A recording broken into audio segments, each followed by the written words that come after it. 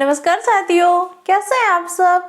आप सबका आपके अपने YouTube चैनल में बहुत बहुत स्वागत है। जैसा कि आप सबका कई बार केवीएस एग्जाम से जुड़ी क्वेरी आई कि इसकी तैयारी कैसे करनी, इसकी प्रिपरेशन कैसे स्टार्ट करनी, क्या बुक रहेंगी। वैसे तो मैंने एक बुक में सारी चीज़ें डिस्कस कर चुके, लेकिन फिर भी आपके कुछ डाउट थे, तो आज मैं आपको केवीएस से ईवीएस सब्जेक्ट के सारे डाउट क्लियर करेंगी। कैसे आपको तैयारी करनी, क्या क्या पैटर्न फॉलो करना है और क्या चीज़ें करनी है, क्या गलतियाँ नहीं करनी है। बाकी आपकी ऑफलाइन क्लासेस कब से चलेंगी। देखिए, ऑफलाइन क्लासेस तो शायद सीटेट के एग्जाम के बाद ही चलेंगे।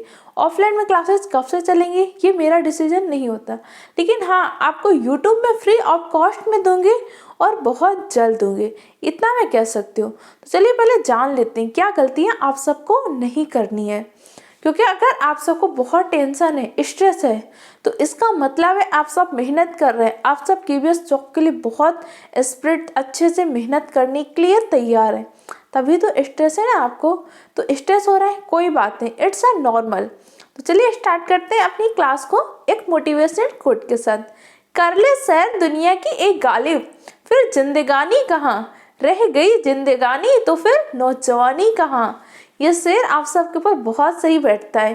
कल ही मैं इसको पढ़ रही थी। सही बात है, अभी आप सबके पास टाइम है। आप पता नहीं आगे वैकेंसी आई ना, ये वैकेंसी खुद ही 4 साल बाद आई है। पता चले वैकेंसी आ जाए तो आप सब बहुत सारे बच्चे ओवर एज हो जाए। बहुत सारे बच्चे, कल मैं ऑफलाइन क्लास में आप सबके कमेंट थे कि बहुत सारे लोग ओवर एज हो गए, क्योंकि 2 साल तो इधर कोविड के कारण वैकेंसी आई नहीं। ये भी उन सबको बहुत बड़ी प्रॉब्लम है। वैसे गवर्नमेंट को जो ओवर एज बच्चे हैं, हाँ, देना चाहिए मौका, क्योंकि जैसे आर्मी वगैरह में आपने 2 साल का गैप दिया है, तो इसमें भी देना चाहिए। अब उसकी क्या राय होगी, ये सारे मुद्दों पे तो हम बाद में डिस्कस करेंगे। पहले हम सिलेबस के बारे में जान लेते हैं, बाकी और भी कुछ पॉइंट है जिसे हम लास्ट में डिस्कस करेंगे। जैसे सीटेट में आपको पता है कि सीटेट एग्जाम जो क्वालिफाई है वही आपका केवीएस दे रहा है, लेकिन केवीएस में इन्होंने जो सिलेबस दिया है, जो सीटेट का आपका ईवीएस का सिलेबस था, सेम सिलेबस को इन्होंने क्या कर दिया है, कॉपी करके ईवीएस में का सिलेबस को कॉपी करके केवीएस में रख दिया है।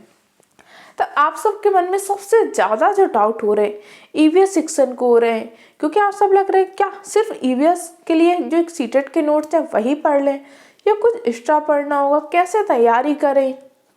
बहुत सारे डाउट हैं, बहुत सारे आप सब ने ऑफलाइन में भी क्वेश्चन पूछे थे। देखिए, आपको क्या करना है, ईवीएस का सिलेबस उन्होंने वही रख दिया है जो आपके सीटेट में 6 थीम थे, और पहली जो थीम होती है फैमिली एंड फ्रेंड, उसके 4 उप थीम। तो पहले आपके क्या है, 6 थीम। कई बार तो सीटेट में ऐसे क्वेश्चन ही पूछता है कि ईवीएस में कितनी थीम है, 6 उप थीम है और 4 आपकी उप थीम है। यही 6 थीम और 4 उप थीम को केवीएस ने एज इट उठाकर रख दिया है। लेकिन क्या वही पूछेगा, क्योंकि अगर हम केवीएस में तो क्या उतना ही लेवल पूछेगा, क्योंकि सीटेट में तो हम क्या करते थे, कुछ बेसिक पढ़ के चले जाते थे, और हमारी एनसीईआरटी की जो 3 से 5th तक की बुक होती थी उनको पढ़ के चले जाते थे। हमारा पूरा पेपर आराम से हम कर पाते थे। मैं खुद 1-2 मैराथन में पूरे के पूरे 15 क्वेश्चन मैंने आप सबको पढ़ाए हैं और सारे क्वेश्चन मिल गए। लेकिन क्या सीटेट का पैटर्न या सीटेट के नोट्स केवीएस में लागू होंगे? नहीं, बिल्कुल नहीं। देखिए क्या है, आपका जो सीटेट में लिखा हुआ है तो उसमें उन्होंने 6 थीम लिखी थी, लेकिन आपने जो केवीएस का सिलेबस है उसमें देख सकते हैं उन्होंने लिखा है 12th स्टैंडर्ड, जो आपकी कठिनाई का स्टैंडर्ड रहेगा, 12th स्टैंडर्ड रहेगा। अच्छा, चलिए एक बात बताइए, आज मैं सिर्फ आपके डाउट दूर कर रही हूँ, कुछ डिस्कस करना है। आप सब में किसी ने सुपर टेट का जो जूनियर एडिट का पेपर हुआ था दिया है या दिया नहीं भी हो, तो आप सब ने उस पेपर को देखा है? मैंने वैसे ऐसा करूँगी, टेलीग्राम चैनल पर डाल दूंगी, उस पेपर को आप देख लीजिएगा। उसके बाद उसका सिलेबस देखिएगा, सिलेबस और पेपर पैटर्न में कितना डिफरेंस है। सिलेबस में उसने क्या बोला था, 12th स्टैंडर्ड तक का ही बोला था, और उसने 12th स्टैंडर्ड तक से और उससे अच्छे लेवल के क्वेश्चन पूछे थे। मैथ के बहुत बेसिक क्वेश्चन थे, जो समझे 12th के क्वेश्चन थे, बहुत सारे जो आपके क्वाड्रेटिक इक्वेशन के होते हैं, बहुत सारे question same to same 11th और 12th की बुक से कॉपी करके रखे थे। इसके बाद साइंस की भी बहुत सारे क्वेश्चन, आपकी बॉटनी, जूलॉजी, यहाँ तक कि केमिस्ट्री की रिएक्शन भी रखी थी। तो आपको क्या करना है, अब आपको देखिए डरना नहीं है, लेकिन पहले अब जब पढ़ाई स्टार्ट करेंगे पहले तो हमें बेसिक कंप्लीट करना है। बेसिक कंप्लीट करके हमें स्टैंडर्ड लेवल तक की तैयारी करनी है। केवीएस के लिए आपने जो सीटेट में पढ़ा है वो सफिशिएंट नहीं है, लेकिन बहुत हेल्पफुल जरूर रहेगा। जैसे आप मान लीजिए पेडागोजी सेक्शन में, पेडागोजी में सीटेट के लिए आपने वृद्धि और विकास पढ़ा, तो केवीएस में आपका वृद्धि और विकास नहीं है। केवीएस में उसने टॉपिक दिया डेवलपमेंटल इशू, मतलब विकास से जुड़े कुछ इशू हुए थे, कुछ मुद्दे हुए थे। जैसे आपका नेचर नर्चर का एक होता है इशू, ये दिया हुआ था। एक आपका सततता असतता का, एक पूर्व अनुभव, बाद अनुभव, लेटर एक्सपीरियंस, अर्ली एक्सपीरियंस, ऐसे बहुत सारे इशू हुए थे। तो ये सारे इशू तो आपको तभी समझ पाएंगे ना कि जब आपको वृद्धि और विकास की संकल्पना क्लियर होगी। तो आपने जो सीटेट में पढ़ा है वो आपको ब्रिज की तरह काम करेगा, लेकिन केवीएस के लिए आपको अच्छे तरीके से मेहनत करनी पड़ेगी। जैसे आपकी पहली थीम है फैमिली एंड फ्रेंड, तो फैमिली क्या होती है और इसके डिवाइडेशन कैसे, क्या मैं कई बार वो बीच ने क्या बोला, फैमिली के काम कौन कौन से होते हैं, ये काफ़ी चीज़ें आपने पढ़ी। अब एक्स्ट्रा क्या पूछ सकता है, जैसे आपका फैमिली का एक नया टाइप हुआ है अभी माइक्रो फैमिली, तो आपसे पूछ सकता है माइक्रो फैमिली, या फिर जैसे अभी लिव इन का जो आया था हमारे सुप्रीम कोर्ट ने इसे मान्यता दे दी है, तो लिव इन भी आएगा तो परिवार के अंदर हो सकता है भाई। इसके अंदर आप क्या पूछ सकते हैं, आर्टिकल पूछ ले। तो मैं इस लेवल पे कि 12th स्टैंडर्ड तक के बच्चे को इस टॉपिक से जुड़े किन मुद्दों की समझ होनी चाहिए। जैसे 2018 के जो इंटरव्यू हुआ था केवीएस में, उसमें माइक्रो फैमिली से क्वेश्चन पूछा हुआ था। एक स्टूडेंट से पूछा गया था माइक्रो फैमिली क्या होती है, जबकि उस टाइम पे माइक्रो फैमिली था लेकिन इतना ज़्यादा प्रचलन में नहीं था। अब वर्तमान में तो माइक्रो फैमिली का बहुत ज़्यादा प्रचलन में है। अच्छा, आप सब जानते हैं माइक्रो फैमिली क्या होती है?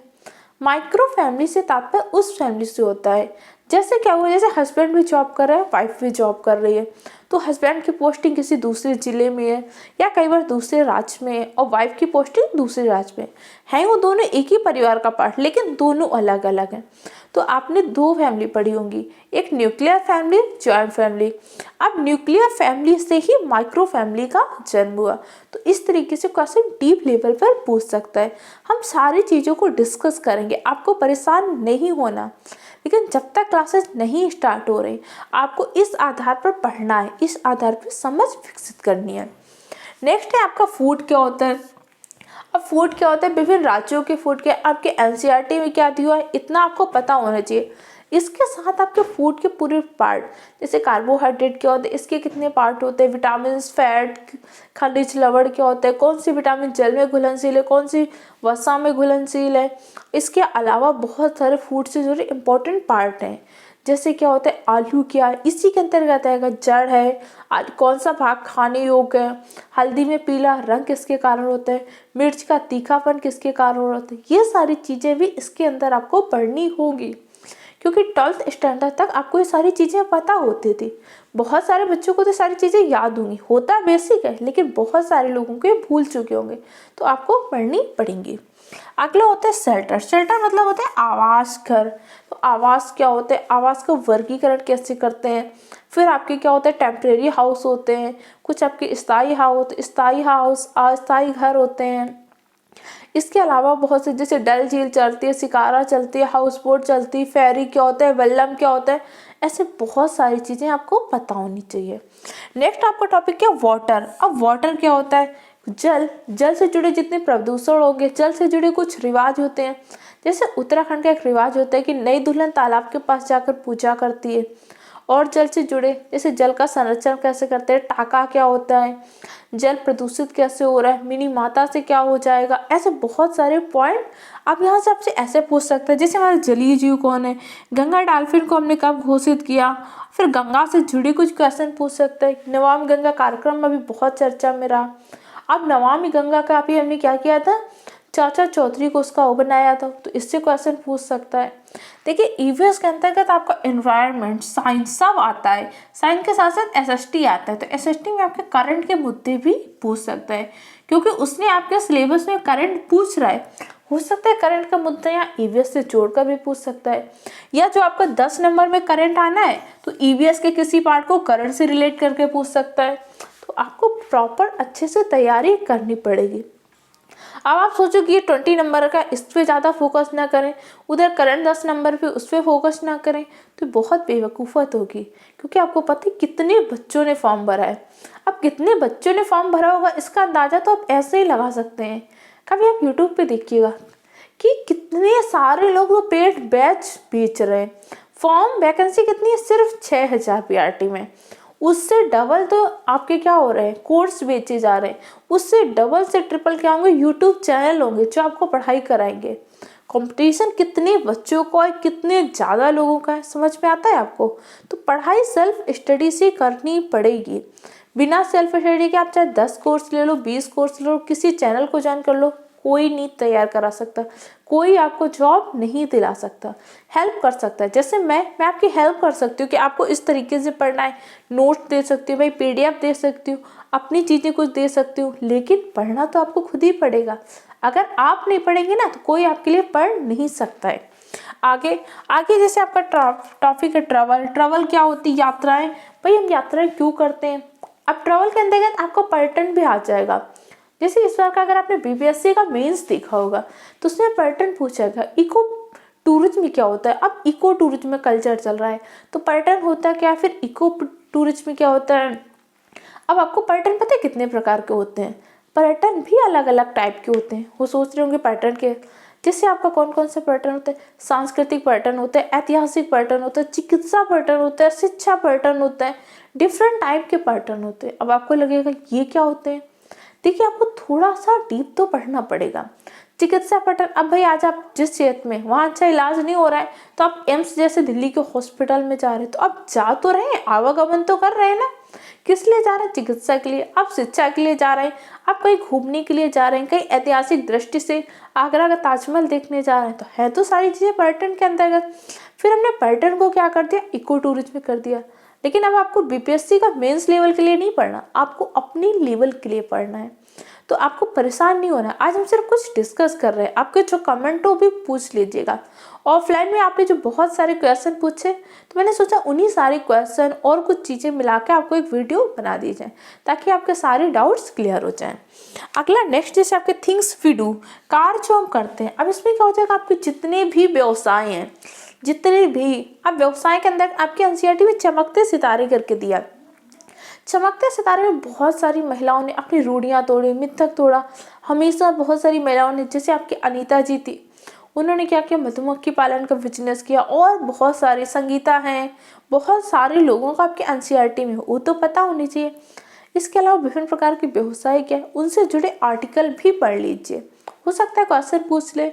यूपी टेट का आपने पेपर देखा होगा पिछला, उसमें संविधान से क्वेश्चन थे, था तो पर्यावरण का, लेकिन उसमें तो संविधान से क्वेश्चन पूछे गए थे।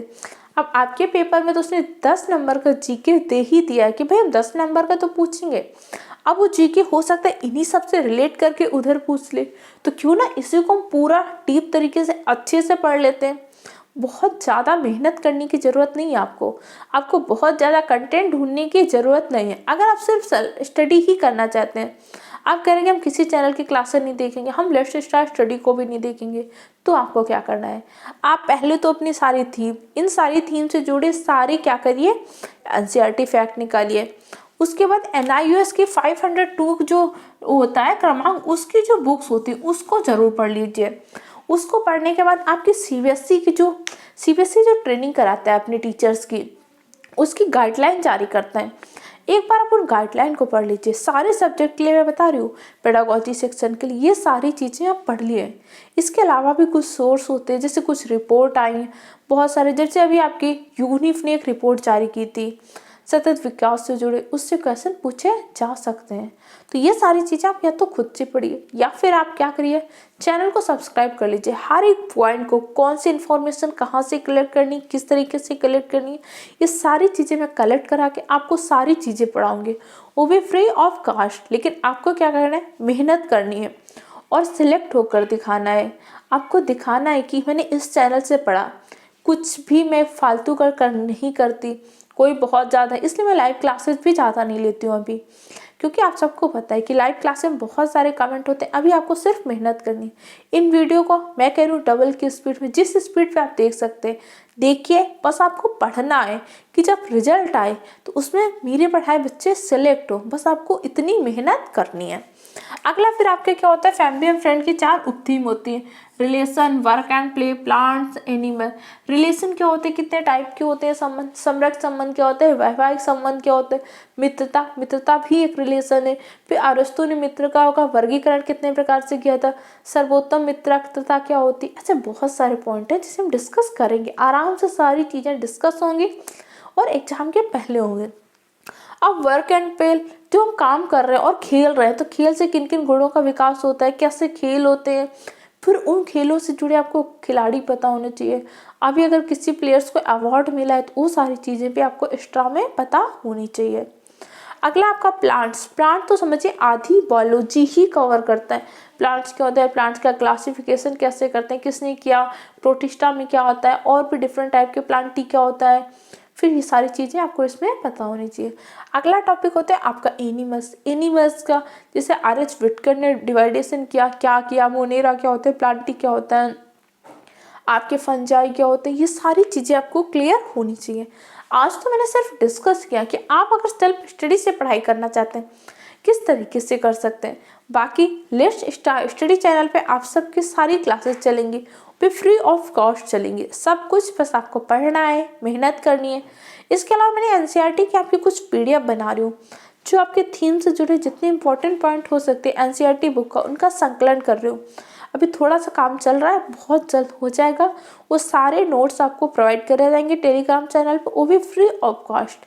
बस आपको एक काम करना है, वो है मेहनत, और चैनल को सब्सक्राइब कर लीजिए। और सबसे बड़ी चीज़, मेहनत करिए। तो इसी अकॉर्डिंग हम आप सब अपनी केवीएस की, आपकी सीडीपी की क्लासेस भी चलेंगी, हिंदी की चलेगी, आपकी पेडागोजी की चलेगी। मैथ सेक्शन के लिए देखिए बात चल रही है, अगर कोई मिल पाता है तो आपकी मैथ सेक्शन की भी क्लासेस चलेंगी, नहीं तो कुछ क्लासेस मैं लूँगी। बस आप परेशान ना होइए, अच्छे से पढ़ाई करिए।